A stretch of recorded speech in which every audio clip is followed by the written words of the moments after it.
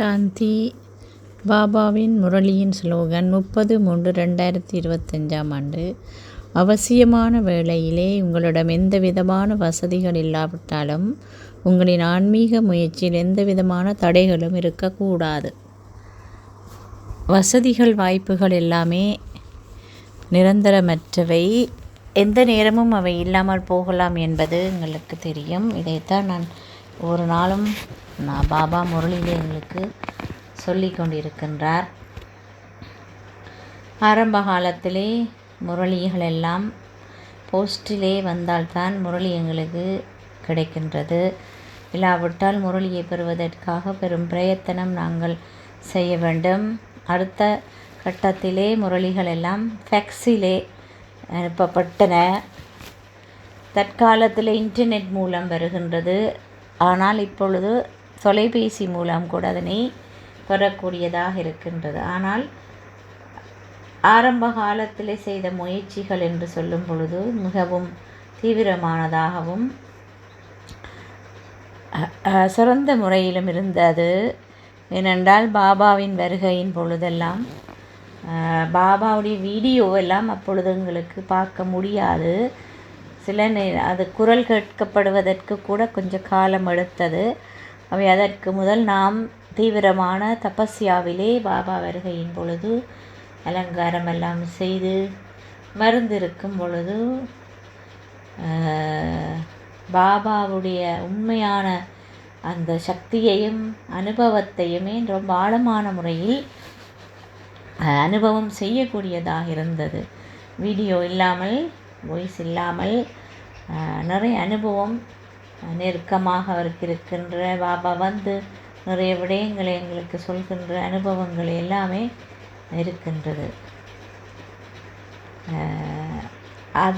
அதனாலே இப்பொழுது அதற்கு பிறகு அவர் இப்போ என்ன பேசியிருப்பார், அது எங்களுக்கு கிடைத்த உணர்வுகள் எல்லாம் சரியாக இருந்ததா இல்லையா என்பதையெல்லாம் சோதித்து பார்ப்பதற்காக ரொம்பவும் ஆர்வத்துடன் நாங்கள் காத்திருப்போம். அப்பொழுது முரளி போஸ்டிலே அல்லது ஃபேக்ஸிலே வந்து சேர்ந்த பிறகு அதை சோதித்து பார்க்கும் பொழுது எங்களுக்கு ரொம்ப ஆனந்தம் ஏற்படும். ஏனென்றால் அந்த பாபா சொல்ல வேண்டிய சில விடயங்களை எங்களால் அந்த தொடுகை சக்தி மூலம் அனுபவம் செய்யக்கூடியதாக இருந்திருக்கின்றது.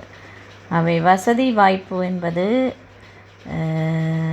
அதிகமாக இருக்கும் பொழுது சில நேரத்திலே அந்த விரிவாக்கம் என்ற விடயத்துக்குள்ளே ஆத்மா சென்று விடுகிறது. அதனாலே உண்மையான சாராம்சத்தை மறந்து விடுவது ஒரு வழக்கமாகிவிட்டது. நிறைய பிராமணர்கள் இந்த விரிவாக்கத்துக்குள்ளே செல்றதால் உண்மையான அடிப்படையை மறந்து விடுகின்றார்கள். சிலர் நினைக்கின்றார்கள், ஃபோனிலே முரளி நான் கேட்கலாம் தானே, அப்போ சென்டருக்கு போயிட்டு நான் மினக்கட்டியேன் அதை கேட்க வேண்டும், அல்லாவிட்டால் அவர்களுக்கு ஏதாவது ஒரு சின்ன குழப்பம் ஏற்பட்டுட்டா வீட்டிலேருந்து கேட்கலாம் அப்படின்னு நினைக்கிறாங்க. ஆனால்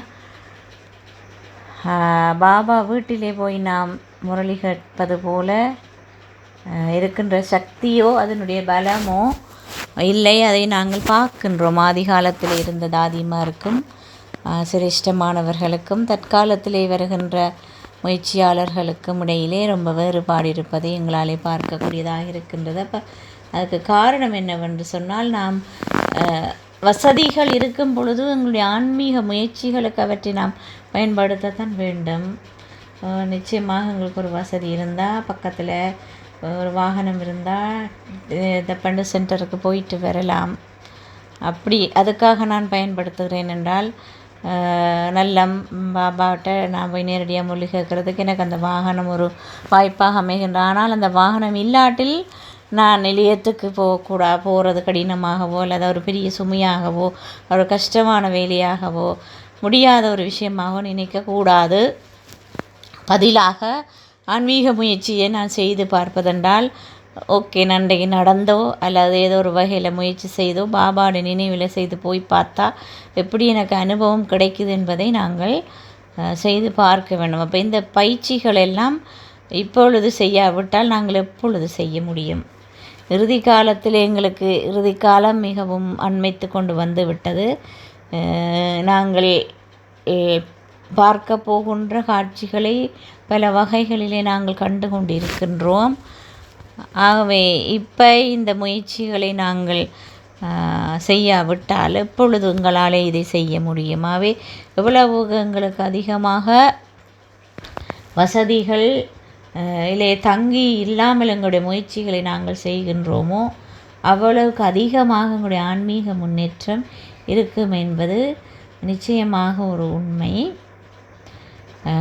ஆரம்ப காலத்திலே நாங்கள் இங்கு நிலைய திறந்தபோது எங்களுக்கு மின்சார வசதி கூட இருக்கவில்லை. எல்லாருமே அதிகாலையிலே அமிர்த வேளைக்கே வந்து விடுவார்கள். இருட்டிலே டோர்ச் லைட்டை பிடித்து கொண்டு தான் நாங்கள் முரளி கூட படித்தோம். அவர் அமிர்த வேளைக்கும் வந்து முரளியும் அவர்கள் அந்த இருட்டிலே கேட்ட அந்த சந்தோஷமும் உற்சாகமும் அவர்களுக்கு இருந்த காரணத்தால் அவர்களுடைய வாழ்க்கையில் நிறைய முன்னேற்றம் ஏற்பட்டது. இப்போ அவர்கள் இன்னும் நேரடியாக வகுப்புக்கு வராவிட்டாலும் கூட இன்று வரையும் ஜூம் மூலமாவது அதை தவற விடாமல் கேட்கின்ற பழக்கத்தை உருவாக்கியிருக்கிறார்கள்.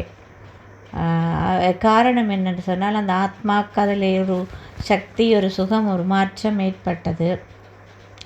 அது மட்டும் இல்லாமல் நிறைய பேர் அந்த நேரத்திலே சக்காசையும் சக்தியையும் அந்த இருட்டுக்குள்ளே இருந்து அந்த திருஷ்டி மூலம் அனுபவம் செய்யக்கூடியதாக இருந்தது. அவை வசதி வாய்ப்பு இருந்திருந்தால் சில வேளைகள் அவர்களுக்கு அந்த அனுபவத்தை பெற்றிருக்க முடியாது. அவை இப்படியான நேரம் மீண்டும் மிக விரைவிலே எங்களுக்கு முன்னாலே வரும்.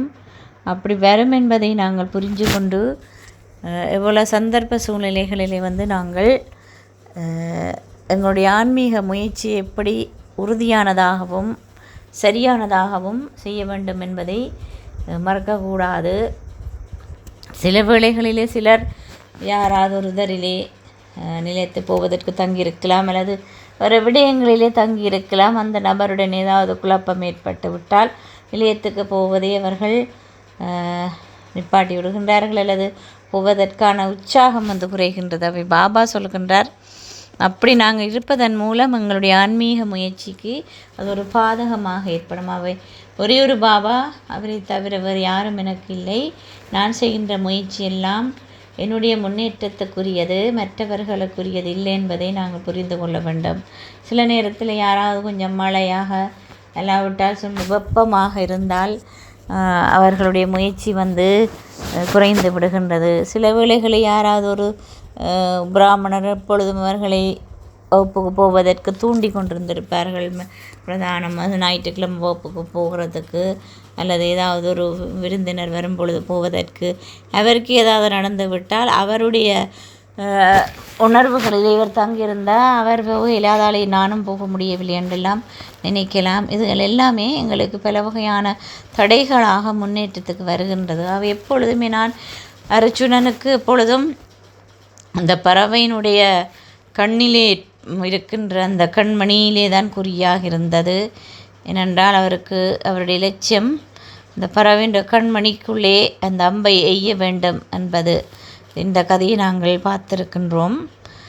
அது மாதிரி எங்களுடைய வாழ்க்கையினுடைய இலட்சியத்தை நாங்கள் மறக்கக்கூடாது. நான் இந்த ஞானத்துக்கு வந்தது இன்னொரு பிராமணர்லையோ அல்லது என்னுடைய இருக்கின்ற வசதி வாய்ப்புகளையோ தங்கி அல்ல, என்னுடைய சுயமாற்றத்துக்கும் என்னுடைய இலட்சியத்தை அடைவதற்கும் என்பதை மறந்து போவதனால தான் இந்த மாதிரியான பக்கக்காட்சிகள் அல்லது விடயங்களிலே சிக்கிக்கொள்கின்றார்கள்.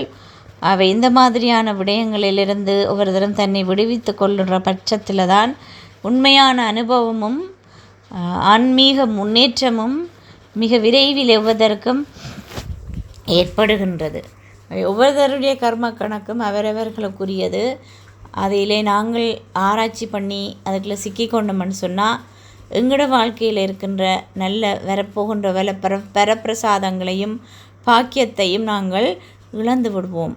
ஆகவே ஒரு பொழுதும் மனிதரிலேயோ எங்களுக்கு இருக்கின்ற வசதி வாய்ப்புகளிலேயோ உங்களுடைய ஆன்மீக முன்னேற்றத்தை நாங்கள் ரத்து செய்யவோ தடை செய்யவோ கூடாது. பதிலாக மேலும் மேலும் உற்சாகத்துடனும் வேகத்துடனும் அந்த முயற்சியை நாங்கள் அடிகளை எடுத்து வைக்க வேண்டும். அப்பொழுதுதான் என்னுடைய மாற்றம் எனக்கு சந்தோஷத்தையும் திருப்தியையும் கொடுப்பதுடன் இன்னும் பலருக்கும் என்னால் அந்த அனுபவங்களை சொல்லி மாற்றத்தை ஏற்படுத்தக்கூடியதாக இருக்கும். ஓம் சாந்தி.